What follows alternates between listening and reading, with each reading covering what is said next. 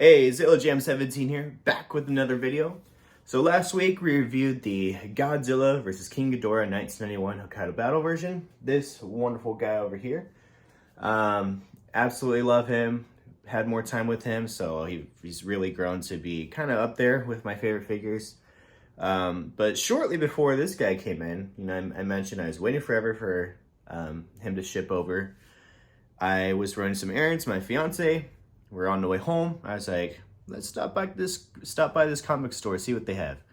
We walk in, and sure enough, they have this bad boy over here.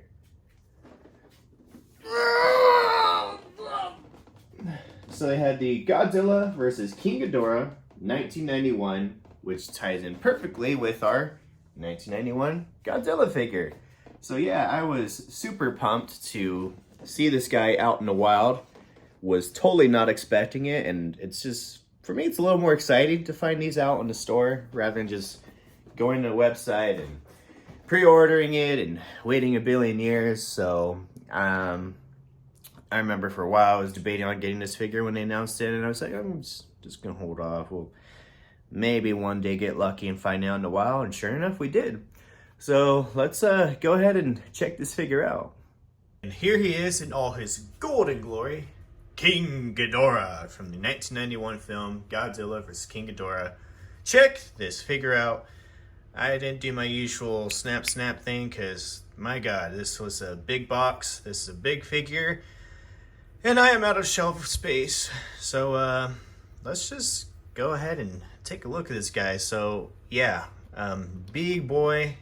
I was expecting him to be a big figure, and from what I saw from other people's reviews, big guy. But man, dude, they did really great work with this figure. It is such a beautiful figure.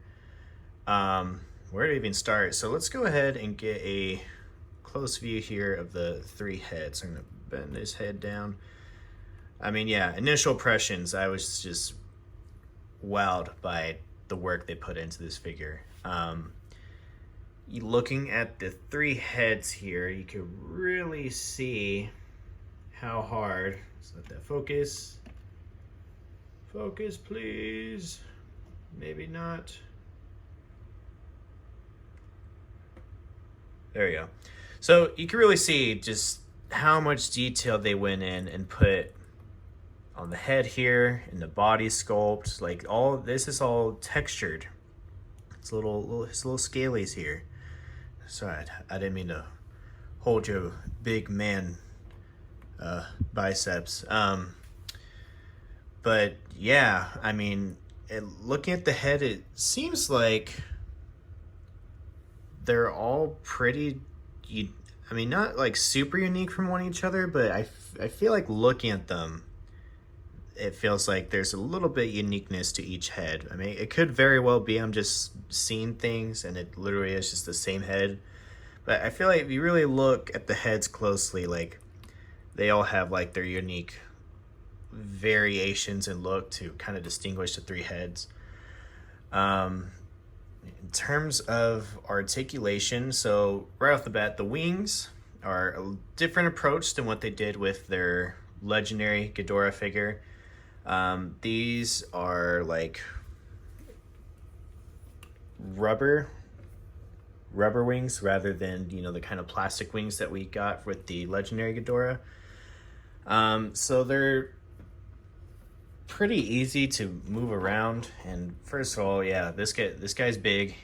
I need a bigger review space. Not that it's super big to start with. So right now I kind of have his wings kind of crunched in, but you can really get in there. So let me turn him into the side. You can really get in there and just fold the wings into a shape or way that you want them to be. So if I want them more upright, there we go. Let's back that up so you can see. You have some options there. Now, with them being made with this rubber kind of wire, I do have concerns of the longevity of this figure, just because it's kind of known in the toy collector world, or just toy world in general, that over time these things will kind of give out. And I've already seen some pictures of people talking about their wings just totally just bloop, and it's gone.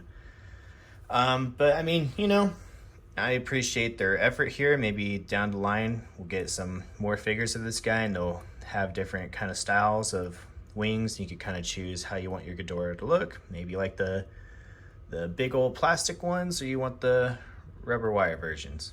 Up to you, whatever makes you happy. In terms of articulation, let's look at the neck. You got a lot of range of motion here. You can twist his head around 360.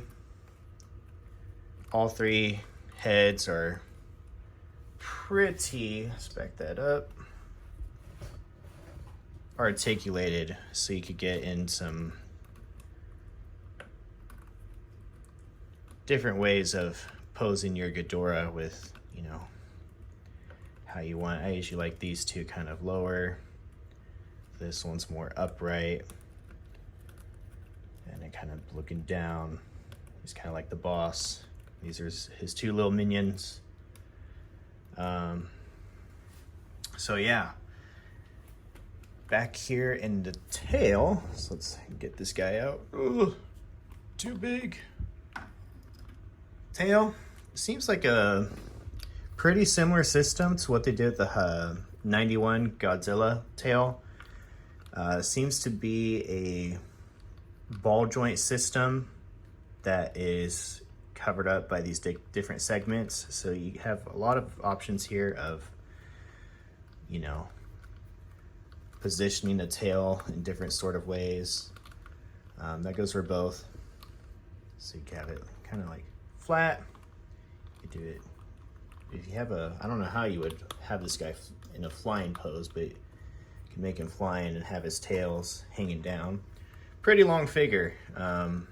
Again, this guy by himself, as you can see here, can easily just take the shelf for himself if he wanted to. And pretty Ghidorah move to kick some other figures off of my shelf, I must say. But yeah, so those are his tail articulation legs. Oh, get back over here. So he's got his big old legs over here, the big old thighs. Not a whole lot range of motion. You have his foot here on like a swivel. Legs appear to be on a ball joint. You get some swivel here in the chest. Sorry, I got distracted. You have some swivel here on the chest, not a whole lot of range of motion, and frankly, I don't want to push my figure too far and have it break or something, but yeah, so it seems like a lot of the support, again, when you're holding this figure in hand, this guy's got some weight to him, so these legs are doing a whole lot of support for the figure. So Ghidorah does not skip leg day, because if he does, he really can't afford it. He'll fall over and die or something. Another cool thing that I did with this figure, and that you could do with your figure if you have these, is I got the gravity beams from the legendary gravity beam King Ghidorah figure, and you're able to get this guy. He opened his mouth, get his little tongue, which is,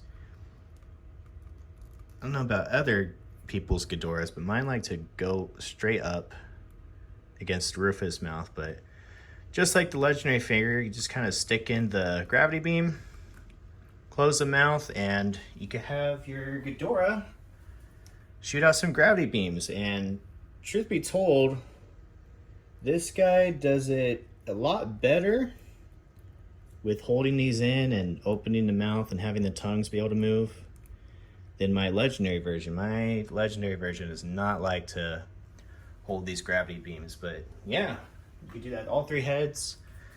And you could have a gravity beam shooting Ghidorah. So I thought that was really cool. I don't know if that was something they intended or wanted to do with this figure, but it's an option.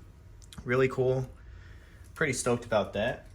So let's get a closer look at the head here. So up close, you can see they really went hard on the detail in these heads. That's like the first thing that I noticed about this. You're looking close at the eyes. They really went in there and did a good job of the paint and sculpt of the head. You got lots of fine details on the head here, and sorry if it's not focusing, but let's see, focus. There we go. So lots of good detail in there. The eyes painted on very well, at least for my figure. Lots of good stuff there. Even just like holding this guy, you can see like he's freaking poking up my thumb over here. So how does he scale with the 91 Godzilla? Well, let's find out. So here is 91 King Ghidorah with 91 Godzilla from the 1991 Godzilla vs. King Ghidorah movie. And honestly, scaling wise, I think they did a pretty good job. I mean, I don't know if this is exactly how they scale 1-to-1 from the movie, but you know, King Ghidorah is usually pretty big compared to Godzilla. And you know, seeing these two figures side by side, again, kind of amazes me that Hiya is doing this stuff. Really glad that they're going back to the more classic Toho line of Godzilla figures, and just makes me excited to keep collecting these guys. And with both of these figures here, I think they did an excellent job. I know I had some issues with my 91 Godzilla, but overall, I think it's still a pretty solid figure. And having it here side by side with King Ghidorah just really makes the collector in my heart happy to have a good old Godzilla and Ghidorah on my shelf. And well, you know, on my end, I think they did a really good job with both figures.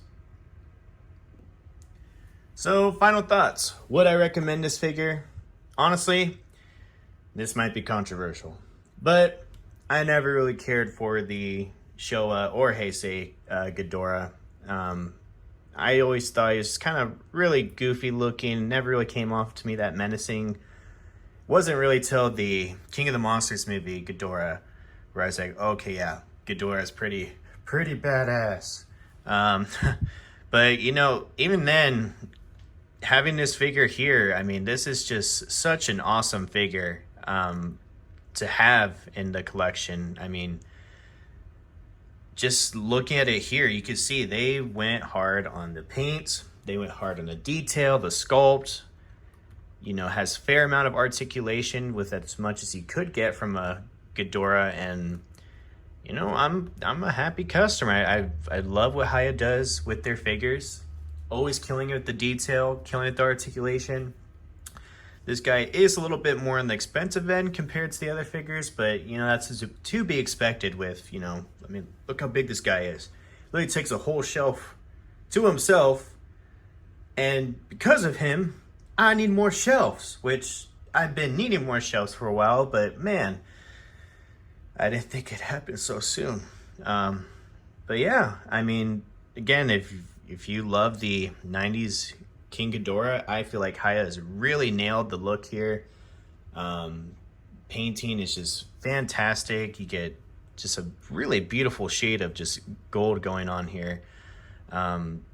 Detail, I'm still blown away with how much they put into the heads of Ghidorah, and you know, I never really taken in just how much detail there was on this guy until I had this figure on my shelf and I was messing around with it. So great job once again, Hiya. We've been on a Hiya streak here. They've been killing it. As I said a couple videos back, I was really eager to see how these classic figures would hold up, and personally, I think they're killing it. Thumbs up for me. I'm very much looking forward to continuing collecting and seeing what they do with their other classic Toho figures, and you know, as well as their MonsterVerse stuff. I think they do very well with both, and I feel like they can only keep going up from here as long as they, you know, keep doing awesome stuff over at Hiya. They're very receptive to customer feedback. All the purchases I've made for them have been great. Always happy customer, makes it easy for me to keep coming back. And you know, if you like Ghidorah, I think this is a solid choice. So yeah, I think that'll do it for me here.